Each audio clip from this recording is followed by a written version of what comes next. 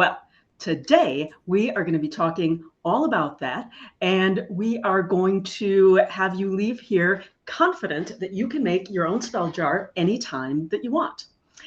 So, welcome, Jill. Thanks for being here. Now, I want to talk about some spell jars first and show you some examples of what I have. And hopefully, I have everything. There's a little bit of chaos. There was chaos magic going on. So I was trying to set this up of my own making. Um, but yeah, I'm going to show you some. But first, let's talk about your community. Yes. So here in Substack, it's a lot of fun. I've been posting every week about what I am going to be doing lives on. But if you want to get more involved in the conversation, you can head over to my school community, and you can find that in school, which is SKOOL. If any of you don't know, I'm sure you all do. But it's school.folkloringlife.com. And you can find me there, or you can track me down through Jill if that's where you have come from. You can just look in the UWorld order for my name, and you will find me, and you will see my community and get to it that way. So I'm glad that you're here. Yes, Jill, did you have something you wanted to say before you froze? I was going to drop it into the chat here in just a second. Oh, thank you. I should have thought to get it ready, but there was a little snafu with where I was going live. Somehow it got canceled in Substack. So I had to, at the very last minute, redo this and get the link out there. So if you did find your way here, welcome. I'm glad that you did. So we're talking spell jars. Now, I'm going to show you a couple of examples. These are spell jars that I've made. They are both honey jars because I've apparently tucked all of my other spell jars away somewhere where I will absolutely remember where they are as soon as this is over. But these two spell jars were both for friendship. They were for sweetening relationships. I had had a little disagreement with one person, and I wanted to make sure I was doing everything I could to sort of sweeten that relationship. And so I did that. One was I really wanted to get closer to my niece, who's a teenager. And so it was hard to track her down sometimes. But then, believe it or not, after I did the jar, we started bonding over magic, and she wanted to learn all about it. So, and you can see I did a pink wax on this, and the reason I used a pink candle is because it's for, friendship, love, that kind of thing. So those are my two, sealed with wax, and I don't know if you could tell this or not, but these are old spice jars. I just got spices in, and and I, as I've been saying, I'm a bottle girly. I collect my bottles. Now, I use those specifically. They're honey jars, and I hate to waste food, so I tend to use smaller bottles. And I brought a few to show you just for fun. Like, I'll probably use this one at some point. Now, this one I will probably use as a witch bottle, which is a protective spell that you create and typically bury around your house somewhere. And so it will contain a lot of spiky things like nails or thorns or that kind of thing. But we'll talk about more of what you do. But this one, because it's a bottle, I'll probably use that. Now this little bottle is a little bit bigger than the ones I had. I think I had capers. I bought capers, and this was my caper bottle. So I don't want to reuse it for like food, because I think it's always going to smell a little bit of caper. I'll just have to find the right spell that capers would be good for. I've got little teeny tiny bottles like this, perfectly fine. Your intention is really what's important here, and not the size of your bottle. Size doesn't matter, guys, really. Um, so then I've got this, which is sort of a fancy bottle. A friend of mine was moving away, and she had all of these herbs and spices. She had like 100 of them, and she didn't want to drag them with because the seals had gone bad. And so I was like, I'll figure out something for that. So I think it's a perfect fit. What I think I'm going to use today, however, is this little jar. And I can't remember what I got in it, but it's nice wide open mouth, which is my intent today. Is I'm going to do a road opener spell because I've got some business stuff coming up that I want to clear the path for. So that's kind of why I wanted like that nice big open, like open road kind of thing. So just different types of jars that you can use. And again, I just save mostly old food jars, and that's what I use. Now you could use a mason jar, but I picked this one because it's smaller. Like you don't want to use the big one. Like that's a lot of stuff in there. And you do have to be careful with jars if you are going to use them as a freezer spell. And a freezer spell is something that like you want someone to either leave you alone or stop doing something or stop gossiping about you. And so you do a particular, spell for that, which you will put their name in there. You'll typically fill it with water, but it could be other stuff too, and then various herbs. But the reason you have to be careful is because, of course, water expands, and these types of jars can easily break because they're sealed. So you have to be really careful and not fill it as full as you would normally. Like you can see these, I've filled absolutely up to the top. And with those, I put the names of the people in there. I wrote out the names, and but you can also put pictures. If you're wanting to sweeten a relationship, you can take a picture of yourself and the person and put them together facing each other, and that will work too. Now, I did put out a list of sort of essential things that you want to have in there. And so it's the jars, a tray to work on in case you spill things, and of course I have my favorite microwave plate. And the reason I chose that instead of a regular tray, which would have been more practical for herbs and stuff, is because I am going to seal my jar, at least in part. It takes a little while to do, so I don't want you guys to have to like sit through watching me melt wax, but I do want to do a wax seal on it. So that's why I chose my fireproof plate. Now, paper and pen, which for some reason, I don't know why, this is just like my weird personal opinion. I like the brown paper. I guess it feels more old-timey to me. And I like using a pencil.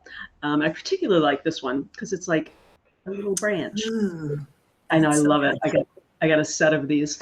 So that's my go-to for when I'm writing out petitions or various spell work. Okay, so what else?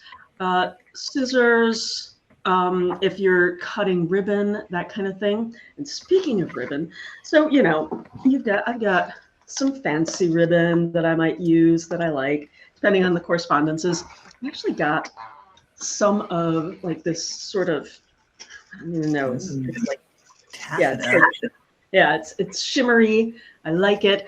But if any of you know me, if you've known me for a minute, you will know that, of course, I'm a collector. So I've got this massive box of yarn.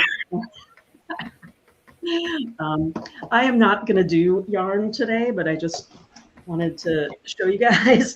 I think that one of the fun things about magic for me is when it gets really crafty. Because it's like you sort of get two things that I love to do all at once.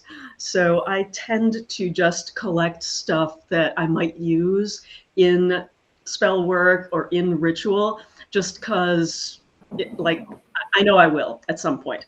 Now, if you've got a smaller mouth jar, I did not put this on the list, I forgot, but you might want to use a funnel. I won't because I've got my large mouthed jar, and I'm sure I hope I can get everything in there fairly easily.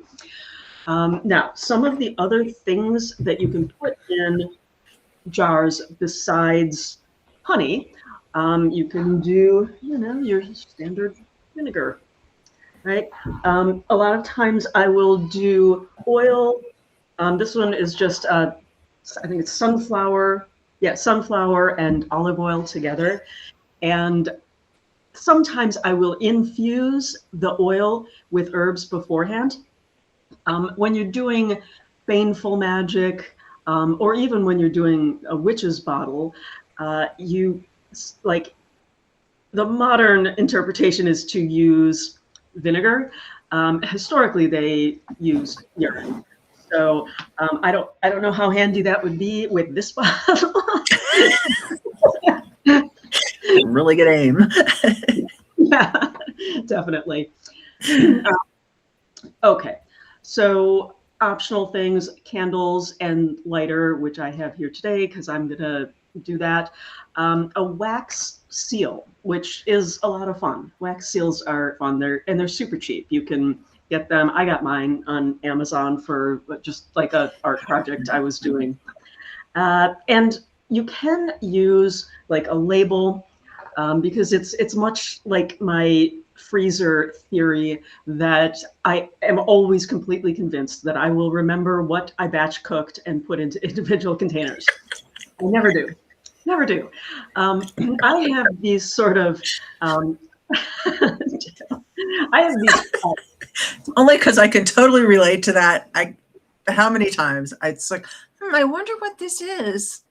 yeah, it's true. It's like, is it chili? Is it tomato sauce? Is it borscht? I don't know. It's red.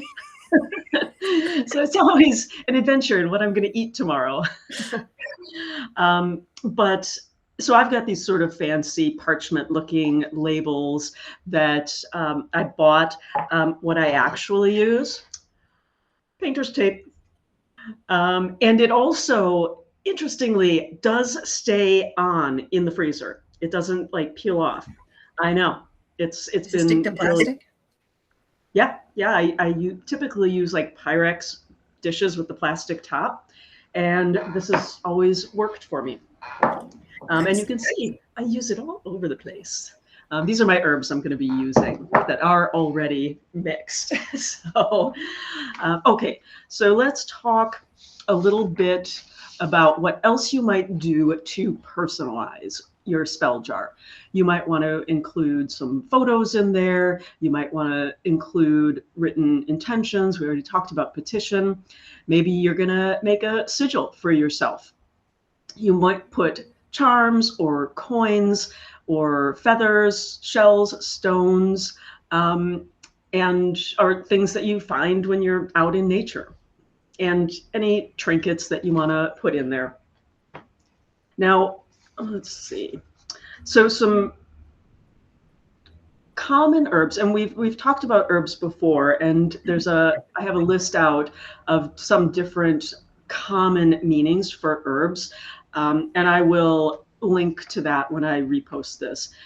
Common crystals, common minerals that you might use in a spell jar. Salt is pretty common.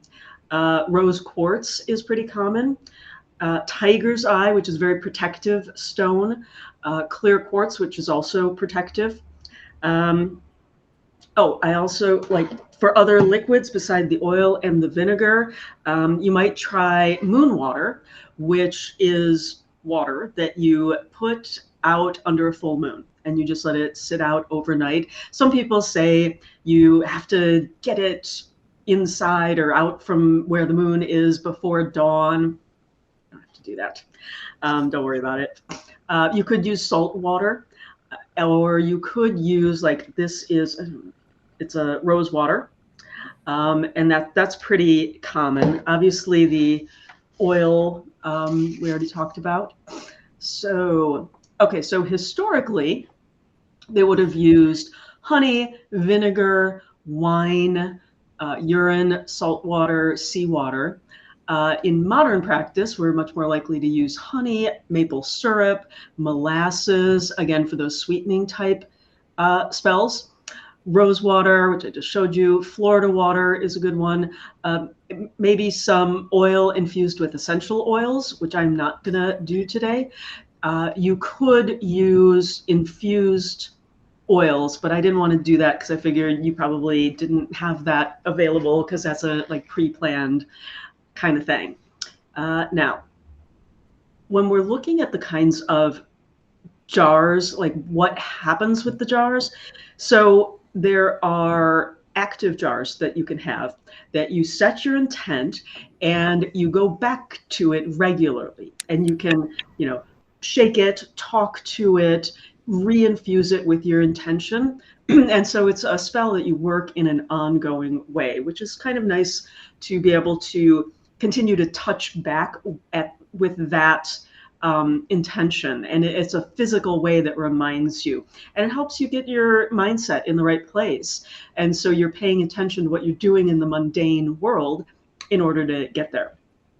Now, there's also display jars, and those you might set on your altar or next on your bedside table, somewhere where you're going to see it regularly. I tend to not do those as much myself because, well, first of all, my altar is very busy. But when I leave something out for long enough, it just sort of becomes visual noise to me. And it, like, I stop really seeing it. So that's not an effective, practice for me personally. Now, I have heard that people have carry jars. I would recommend, if you're going to do that, you not use a liquid in it, because it could, the seal could break, the glass could break, and having a bunch of herbs in the bottom of your bag is nowhere near as bad as having a bunch of oil spill everywhere. There are some jars that you bury, and I already talked about the witch's bottle, and those are often protective jars. You don't have to use a witch's bottle per se. It's historically what a lot of people did because it was stuff that they had, and but in those kinds of jars, in protective jars, a lot of times it will be the vinegar. It will be like hot pepper, like crushed red pepper, and things that are, a little bit more aggressive. And again, you would bury that around your house.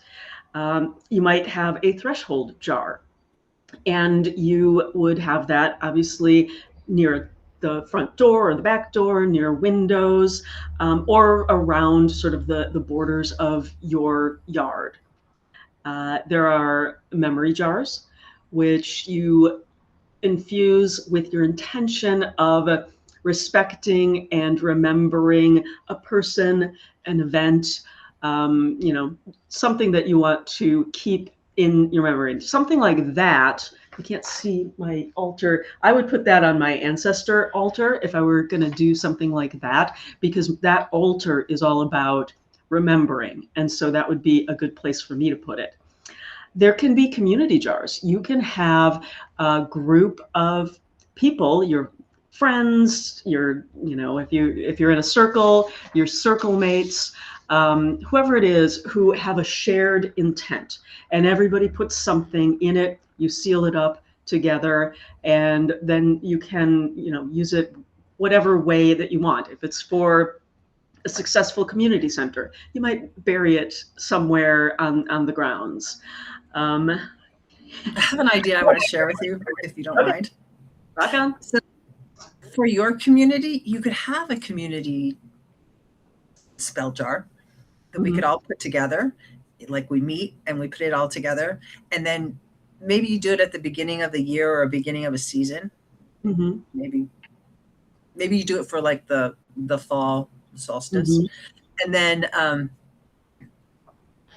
in a year or 6 months or the next season, you do another one. But we all hold the intention as we're doing the jar, and then we open it, have a big opening ceremony. Just something fun. Yeah, no, that definitely sounds like a lot of fun. And you also bring up a really good point, is that some jars you keep, right? And they're sort of a permanent working. Some jars are only meant for a very specific intention. And so you keep that jar for as long as you feel like you're still working that intention or you get to the outcome that you want to, and then you can take it apart. Typically what I would do if I was, dismantling a jar like this, I would find a spot outside to put the contents and, give it back to the earth as an offering. And that's what I do with all of my offerings. I make deity offerings every day. During the week, it's typically water and I light a candle to Hecate and Pan, which is who I'm working with right now. I leave whiskey on my ancestor altar because that I was told that I have an ancestor who is a storyteller and he wanted to connect with me, and he really likes whiskey. So I usually do that, but then I go outside and I dump it in the yard somewhere, reverently, of course, because I'm such a reverent witch.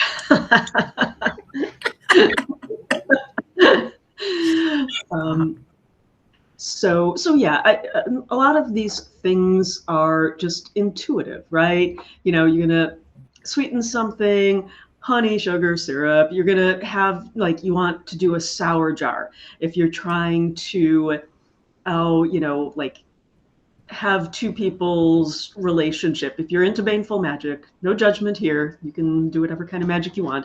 But if you're trying to sour someone's relationship, you might, put pictures of them in and use lemon juice and vinegar, those kinds of things. Protection, pins, nails, salt, rosemary are all good for that. If you want to bind someone, you might consider tying sort of string or yarn or ribbon around it with the idea of binding it up. Um, if you want to attract money, you might use coins, you might use a magnet, right? You might, again, go back to using the sweet substances because that attracts.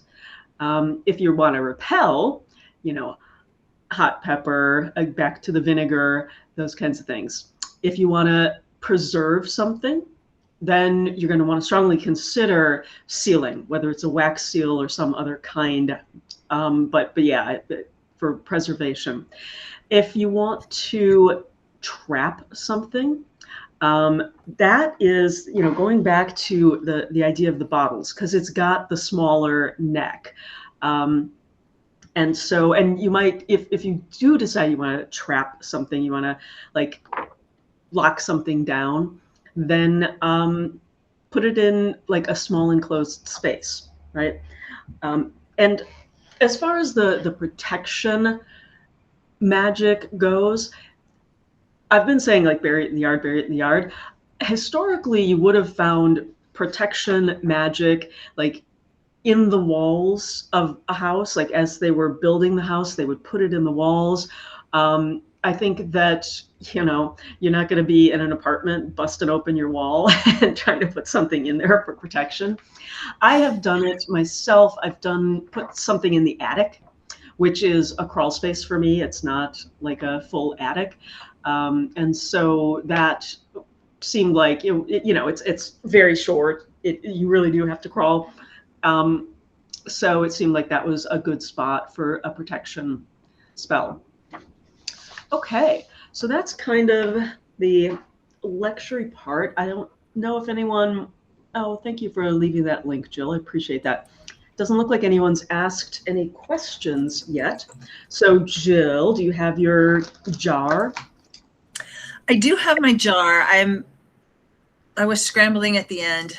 I thought I would have time, so it's a very big jar, and I think I'm going to get a smaller jar. It just happened that this was a honey jar that my neighbor gave me. Mm-hmm.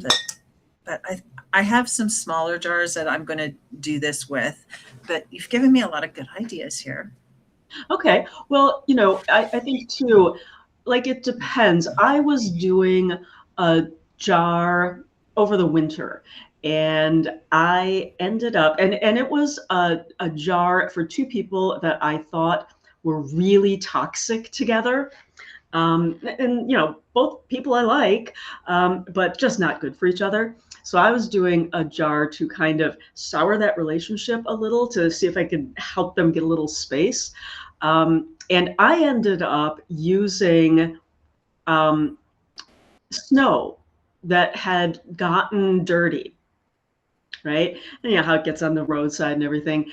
And so it was sort of like freezing the relationship and also like repelling. So, go with your gut on what you want to use. Like, and for a larger jar, I might just use water in that, and I think that the symbolism of a honey jar and like that's already there for the sweetening. So if you wanted to do a jar that was like that, the jar itself is symbolic, right? And from what you've told me, it has ties to you locally. So it's tied to the land where you are. It has the right symbolism. And so, again, I would just use some herbs and water if I was doing a jar that size, or even a jar this size, because, like I said, I hate wasting food, and magic doesn't have to be expensive. You know, it's just what you've got, what works for you financially. So it like just what herbs would you use for what, What Dominus? herbs would you use in your spell jar? Oh, what? So, I mean, there are a lot of potential. I put a list out yesterday in my school community. I don't remember if I think I put it here too. I wrote an article that you can read that talks about different kinds of spell jars, and it's a big, long, exhaustive list of like all different kinds, and it has recommendations for herbs in each of them. And you or you might decide to use herbs that are meaningful to you. So it really just depends. So for me today, I am using my road opener blend. And sometimes I use this during a full moon ritual in order to, like I dress a candle with it. And that's typically what I use it for. But I decided I really needed a little extra road opener energy right now. So this has uh, Oregon grape leaf, cat claw, echinacea, dandelion, yarrow, lavender, mugwort, wormwood, and lemon verbena. But I did put out the list of sort of the typical herbs used in different like correspondences and what historically people have used, because a lot of herbs have magical qualities tied to them. So, and if there's an herb that is special to you, like rock on, use that. Um, and it's just, yeah, whatever. Oh, thank you, Jill. Okay, so we are going to start in, and um, Jill, if you want to, like, if you don't want to do it, that's cool. If you want to do it and ultimately fill it with water, that's cool too. I don't like pack this with herbs. I just put some herbs in.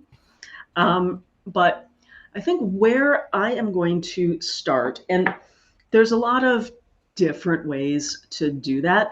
I want to really focus on my intention. So I'm going to start by, tear this in half because it's too big. I'm going to start by writing my petition. And the way that I'm going to do that is I'm going to start with the paper, and I'm going to write my name 3 times.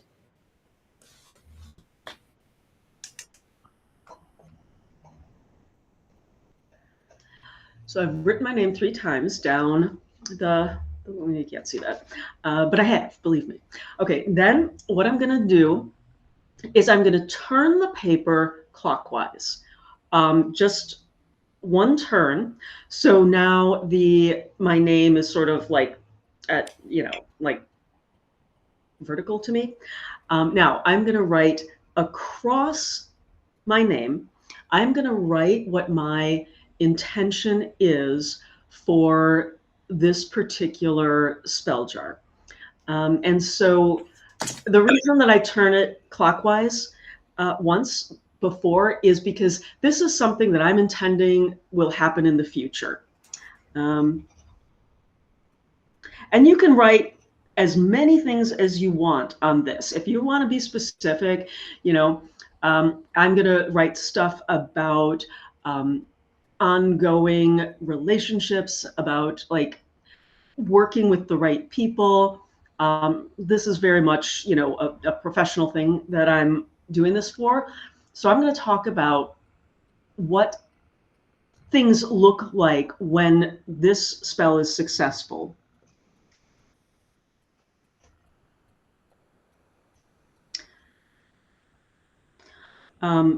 And so it personalizes it. It really puts your thoughts down specifically about what things are going to look like. And,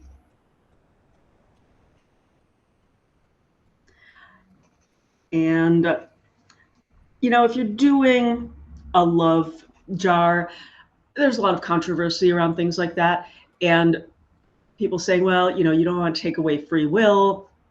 You don't want someone to fall in love with you because of this spell, and then maybe you'll always doubt if the love is real or not, and sort of thoughts like that.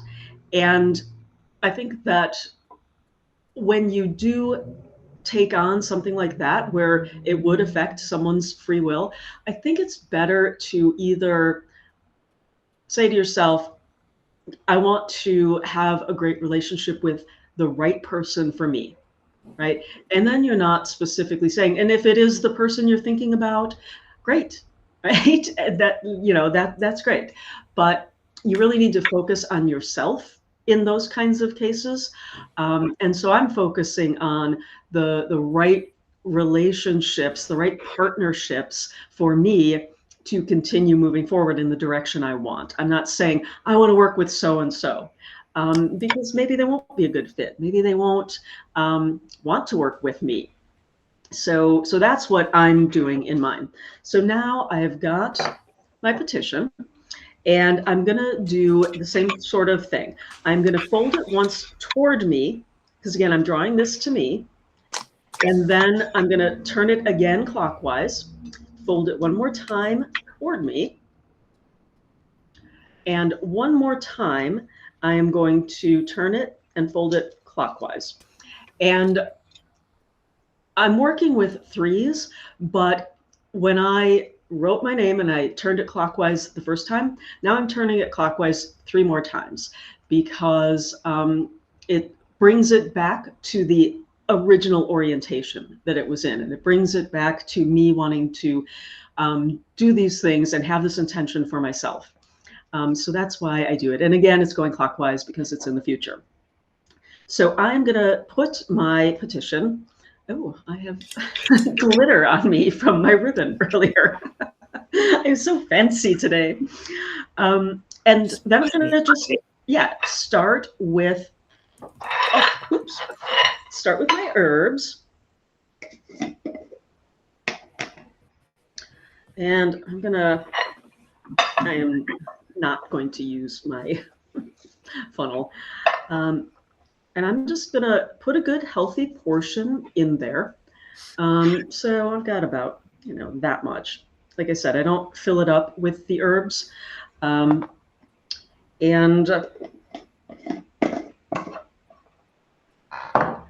because I want things to go smoothly, guess what I'm going to use, because I want things to go smoothly. Any thoughts, Jill? Or anybody in the comments? No? I'm going to go for the oil. No, I'm going for the oil. Okay. Yeah, I think the cream would become problematic after a while because I think it would spoil. So yeah, I'm just gonna pour my oil in. I'm going to use Everlasting, which is an essential oil, Oh, nice. and frankincense and ambition. Very nice. All good choices. And if you want to put your crystals in now, that's great. Um, I am definitely looking forward to this infusing because I think the more that it infuses, the stronger it will get. If there are any trinkets that you want to put in there, you can certainly do that now as well. But as Jill did, she was saying, I'm putting this herb in for this reason. And I think that that helps you as you're putting things in to remember what your intent is and to, just solidify that intent. And you can do that in your head silently. You can speak it out loud, whatever way works for you. So all of that said, I'm going to go ahead and try and tighten this up as much as I can because I am going to be, let's see, did I do it?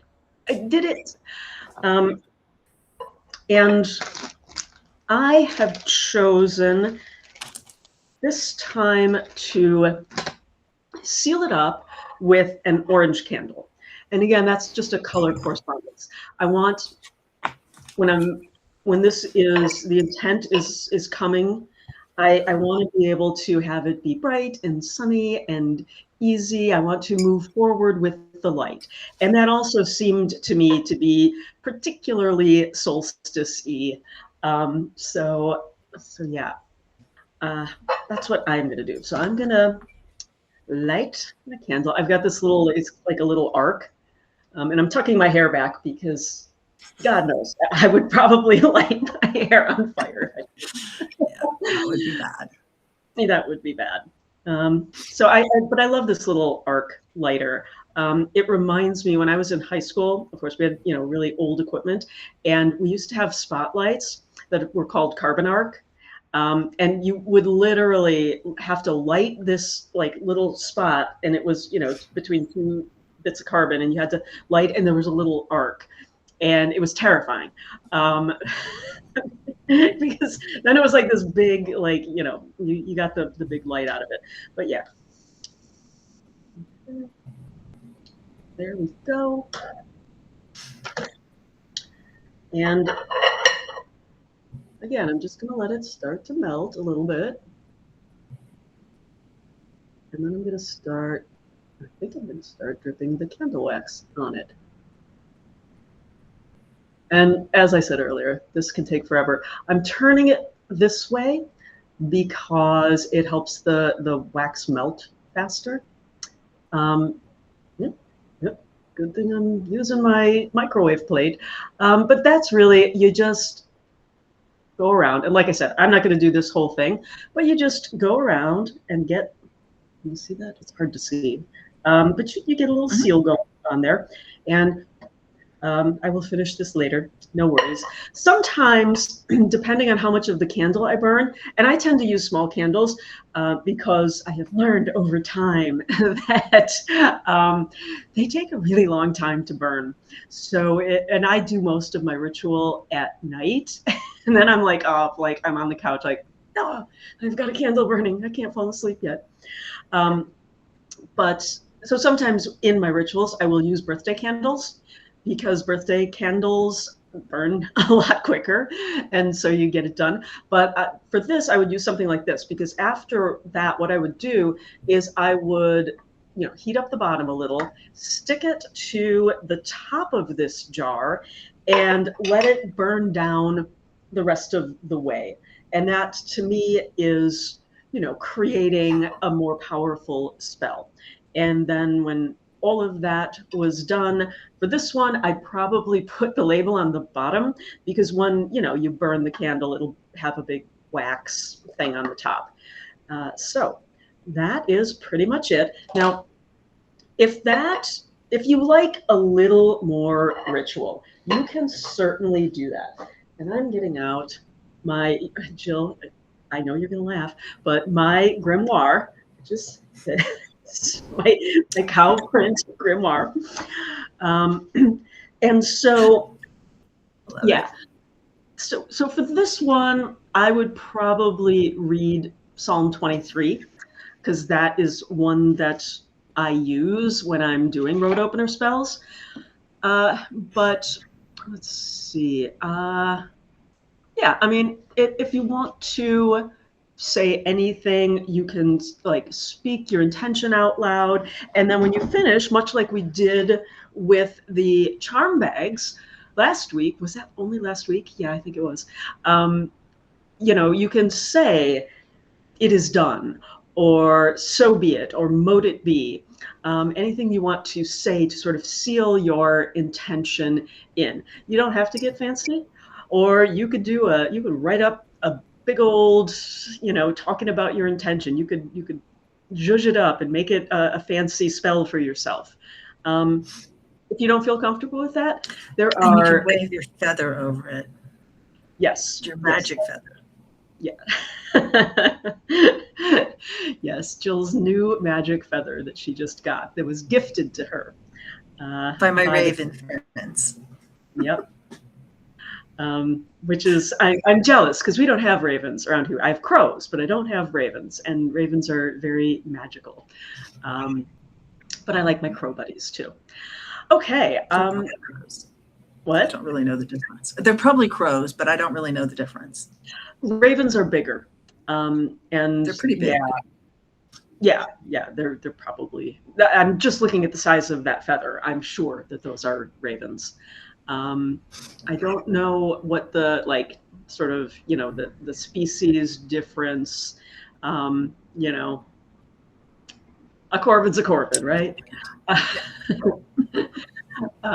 Okay, so if there are no other questions or thoughts, anybody in the comments, or Jill, any thoughts? Do you guys think that you would be able to do this for yourself? Does it seem like it's pretty straightforward?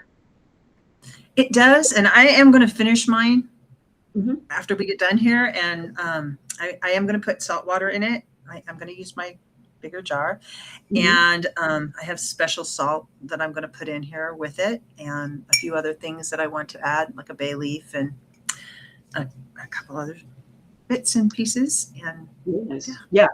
I mean, and again, use what you have, use what is meaningful to you, and use what is practical for you. Like I said, a jar that big, I would only ever use water, and salt water is a great idea because salt is so protective. But that is, and like I said, when I'm making offerings, I make offerings of water during the week, and typically wine for my deities on the weekend, and of course my whiskey. But yeah, use what works for you, as with all your magic. So I hope that you enjoyed this, and if you want to continue on the conversation, please join me over in school, and we will talk about any kind of magic that you want, and we will talk about it all the time. And Jill did drop the link in there earlier, so if you scroll back a little bit, you will find the link to join me in school, and it's called Awaken Your Magic, just as it is here. Oh, thank you. Yeah, I can't organize myself around doing that and talking at the same time. So thanks again, everybody. I'm glad you were here. And if you do decide to do a spell jar, send me a message with a picture of it. Or if you join the community, put up your spell jar. I'm fascinated to see what you guys come up with. And again, I've got the list of herbs. I can do, if anybody's interested, I can do color correspondences of what's, green for money and lots of different things. I think those are pretty easy to find online. But yeah, if you get stuck, message me, and I'm always happy to jump in and talk about it with you. So thanks, everybody, and happy magic working. We'll see you next week. Yeah.